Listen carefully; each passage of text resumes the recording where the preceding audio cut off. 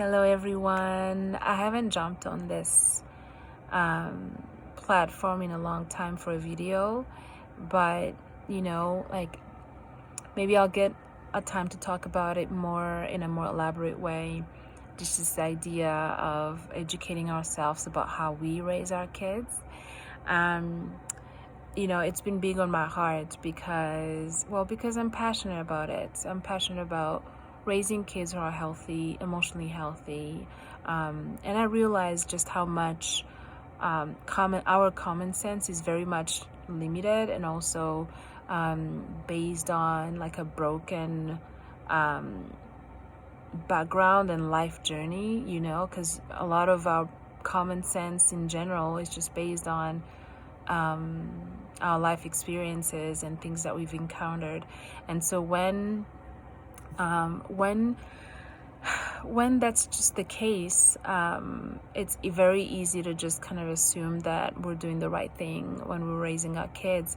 But really what's going on is that a lot of the time we're missing out on actual education, like how does a child brain develop, how do they develop emotionally, what do they need for that, and what's going on underneath a behavior, like a behavior that we don't want to see. How do we make sense of it? Because all of the way that we make sense of it, like the way that we make sense of it is going to determine how we approach it.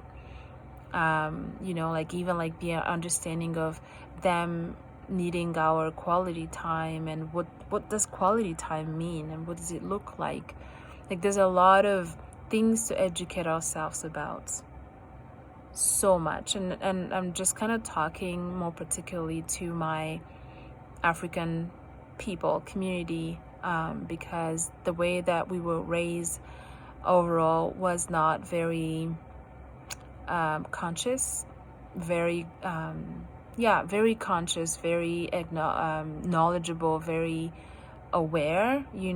Of course our parents, in most cases, they did their best and with what they knew, and that's amazing. But a lot of us find ourselves having to work through the repercussions of how we were raised, and what happened, what didn't happen, what was missing, and things like that. So that's a bit of an introduction of like where my mind has been. Like my mind has been a lot in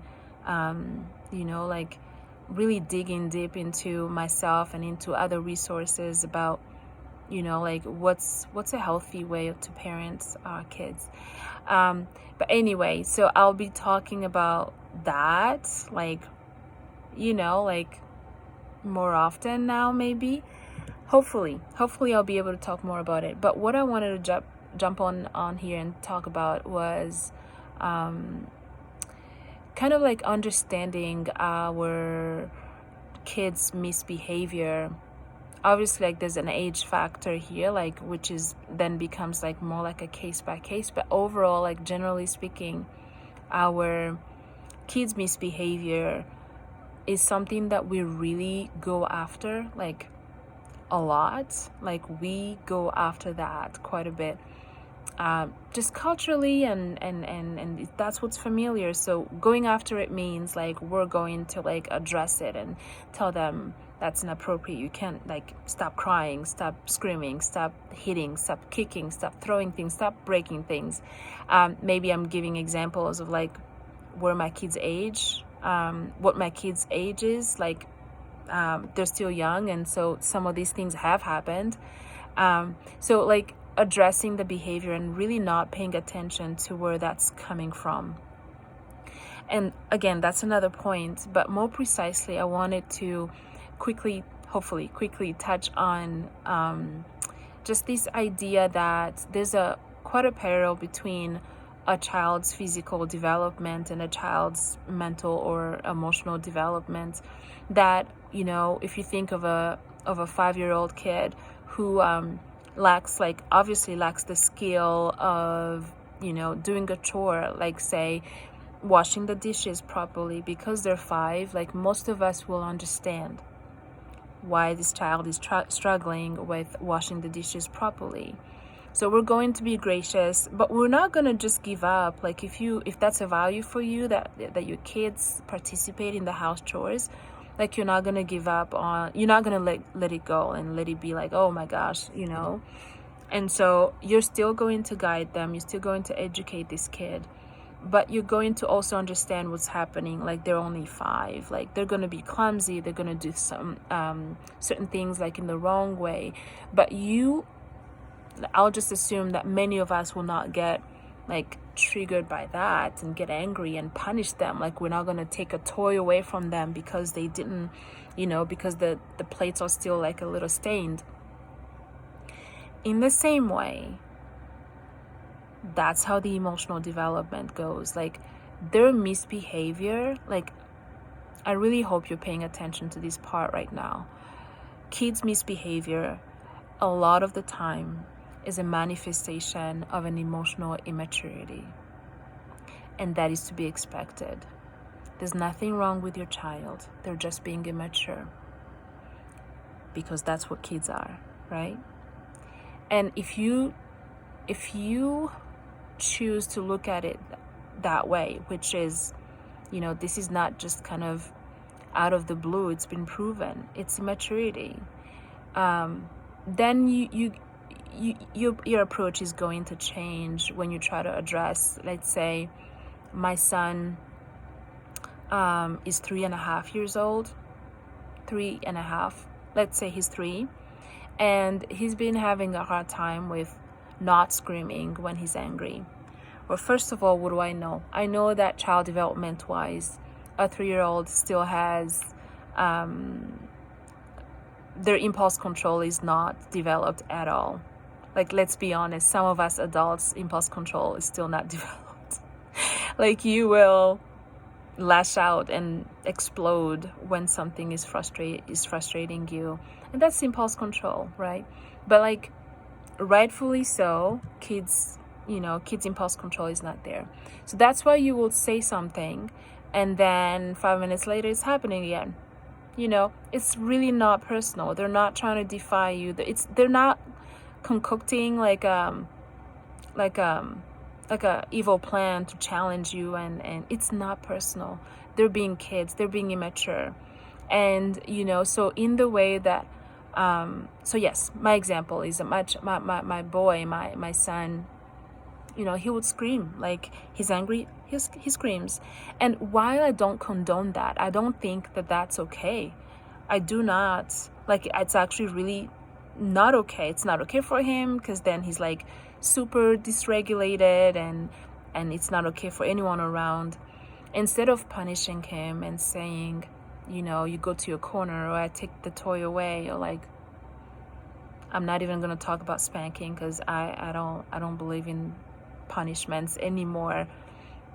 I just remove him. I take him gently and firmly. I take him into a different room where, you know, like the people are not gonna keep witnessing what's happening, and I take him in the room. I don't leave him there, because I don't want him to feel that his immaturity is a reason for my rejection. Okay, because that doesn't help with his ability to develop in self-regulation. I sit there with him and I say, okay, we're gonna sit here until you feel calm again.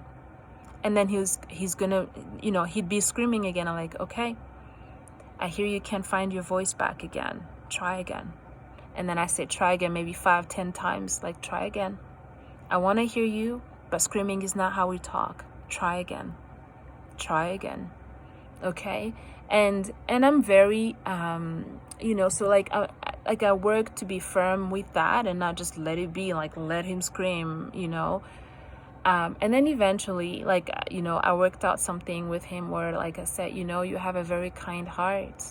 And right now, I want you to ask your kind heart to give you kind words and to give you your kind voice, you know. And so, like, it's actually funny because sometimes he would be like, Mommy, I've lost my kind words. And then I would say, okay, let's go look for them. Let's look for them in your hearts. And then I will ask him, okay, can we be quiet and try to get them? What's your kind heart telling you? Okay, so this is just my way to educate him. But as I educate him, I'm holding him through that process, and I'm holding him through the experience. because I know it's an emotional skill that he does not master yet.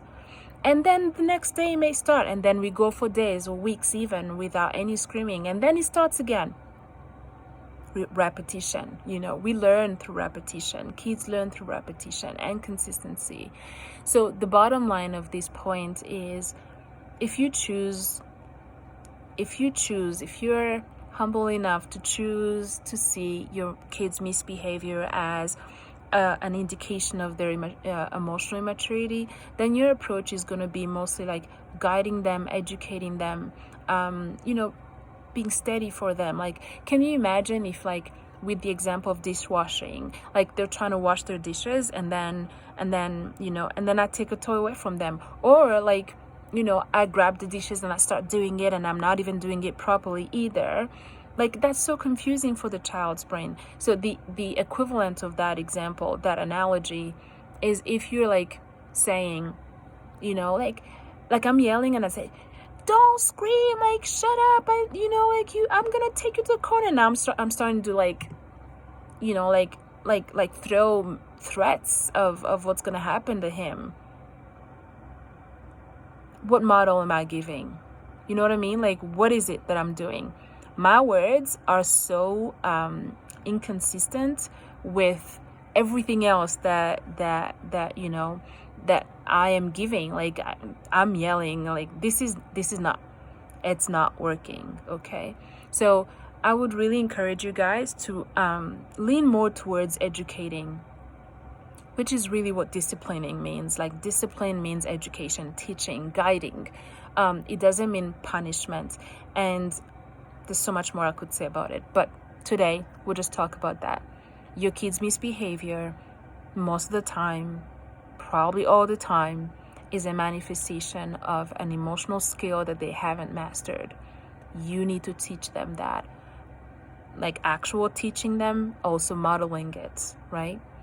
And then be patient and allow the repetition. Be consistent with that. Eventually they'll get it. They'll grow out of the maturity. Like, you're just providing the right environment for them to grow, but you don't punish them for their maturity. Just do not do that. All right, take care. I hope this was helpful for someone. Have a good night or a good day. Bye-bye.